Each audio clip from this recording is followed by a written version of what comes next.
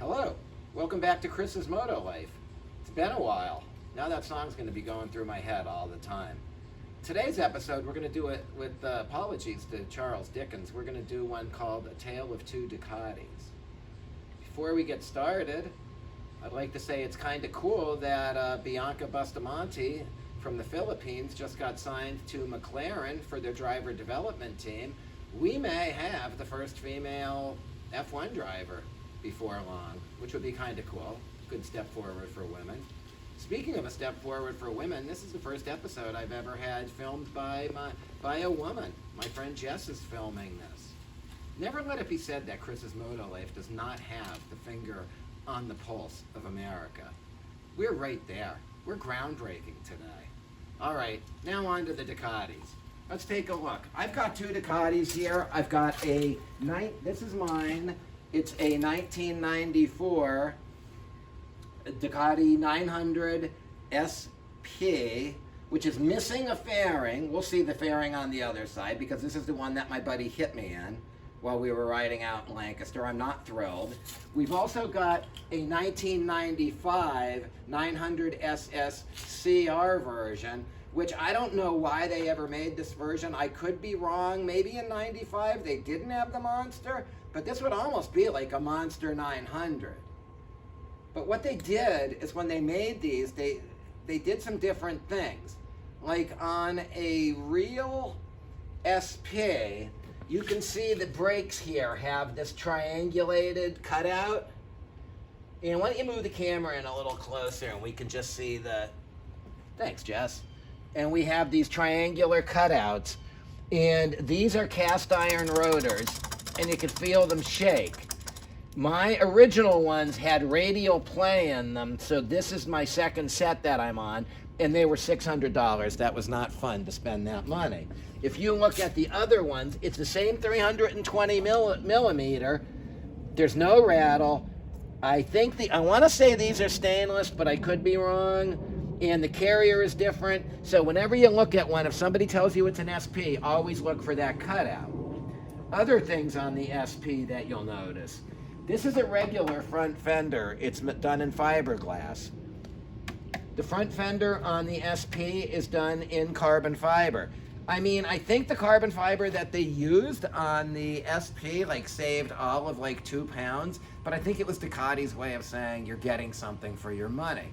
Another thing that you'll see on the SP, why don't we move right in on here, is there will always be a plate here, and it'll tell you which number it is in terms of production.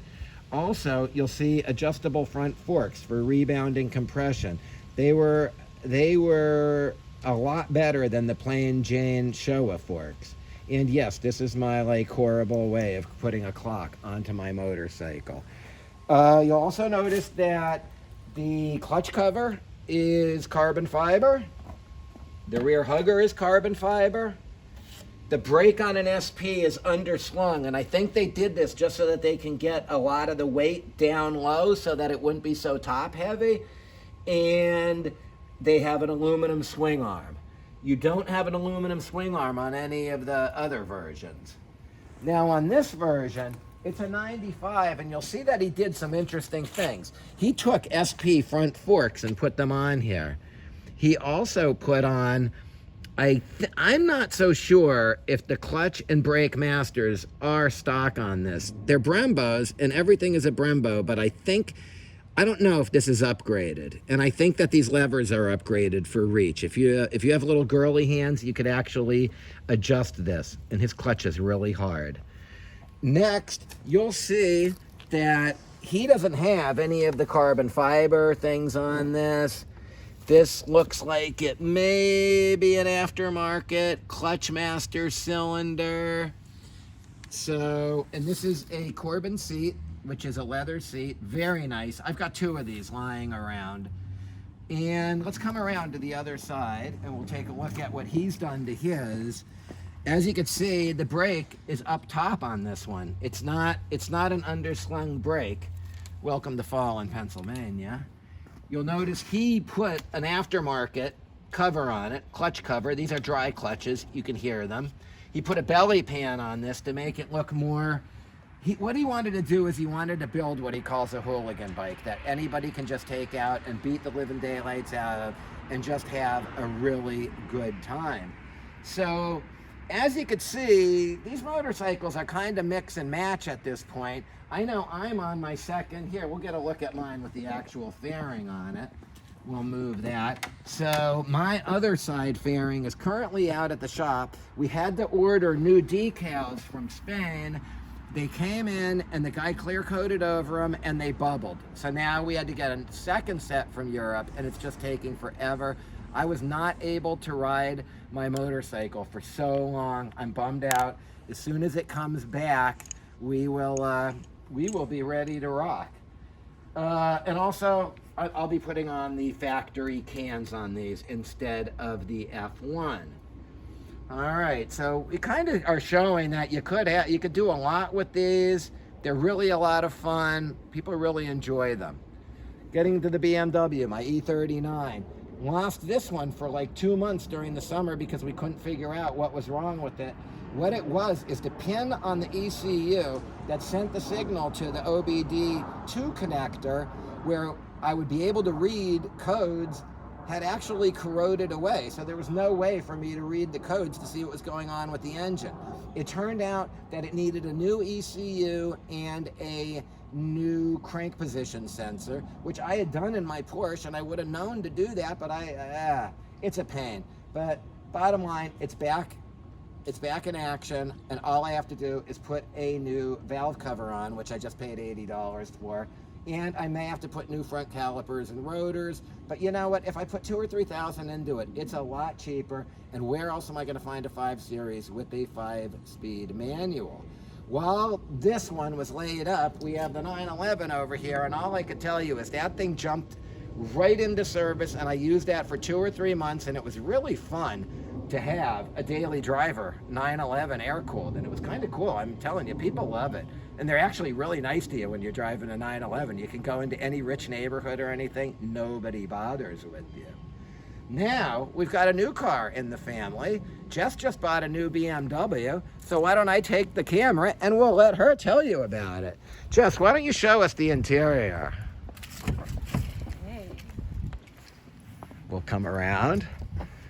Are you ready? So this is my cranberry colored X4 2021 BMW. It's my third one. I started with a 2002 325i. Years later, I drove a 335 Xi, I believe, and this is my new one. Did the turbos ever go out on your Never. 335? Nope. It's a very expensive thing when that happens. I guess I got lucky. Why don't we show the people the interior? And anybody that knows Chris's Moto Life knows that a red leather interior is like pretty much my trademark, and I really love it. I had an E30 Cabriolet that just was so awesome. It was white. It was just like this. It was white with red leather, and it had a black top. This one's really in great shape. She got rid of her Range Rover, bought this. Do you like this a little better than the Range Rover? I love it. Drives fast, easy start and stop around town, and it's just a nice ride. Do you have any plans on modifying this? Not right now. Okay. Maybe some tint, but... Tint. We don't do tint on Chris's Moto Life, but you're allowed to. Oh well. For everybody's information, I generally call Jess the anti-Christopher because she would put tint on her car and do so many opposite things. Tint. We'll get it tinted. Hey, and if you guys like what you're seeing, let us know if you want to see Jess in some future videos, and we'd be more than happy to take her back. It's more fun to have somebody doing this with you. Definitely. I'm going to give her the camera, and we're just going to take one final look at my Yamaha R3. If you look up front, you're going to see that I have the same adjustment in these front forks that we have on the Ducati. It was very expensive. It was $1,000 for the cartridges, and I just put them in. It wasn't bad to do it on my own. So now I have Owen's front suspension, and then if we look down here, I put in an Owen's rear shock. The reason that we did this is because when I was on the track at Pocono on the bumpy section, they said that the suspension looked like a pogo stick and I was going to end up off of it. And as I got faster, and with that in mind, You know, there's a lot of people that will like have a motorcycle and then they'll go out and they'll just buy all these hop-up parts. My attitude is don't buy them until you absolutely need them, because then you will actually understand what's going on. Like, what benefit did I get from bolting that on? Well, I took the old suspension as far as I could take it. Now when I go out, I'm going to notice it immediately. Everybody said that it was really a much better investment. I mean, that's what everybody said. I also put a new set of Battle Axe Hypersport S22 tires on. I was gonna go with the SC3s. That's like as soft as you could go without having to use a tire warmer at the track. But I got a good deal on these. I've never really slid. We're only riding a 320. It's not like I have too much power, and I could pretty much get like a season or two out of these. I do probably 5 events per season. Last season I didn't get out because I had my health scare in February, and it just freaked me out. I had a TIA, a mini stroke. I went to the neurologist, I went to the cardiologist. Everything is working perfectly. I'm signed off to race if I want to. So I'll be back on the track next year. Now, that being said, I think we've covered a lot of ground here. We've introduced Jess. What I'm gonna do is I think it would be fun, and I know the neighbors love it. With a full Akrapovich system, they love the noise that this makes. And I know that all of you love to see me jump on a motorcycle without a helmet and rip up the road. So before I do that, what I want to tell you is I want you to have a positive, happy week coming up. I want you to go out there and I want you to break some boundaries in your life, because once you get out of your comfort zone, really cool things will start to happen. Let's head up the road.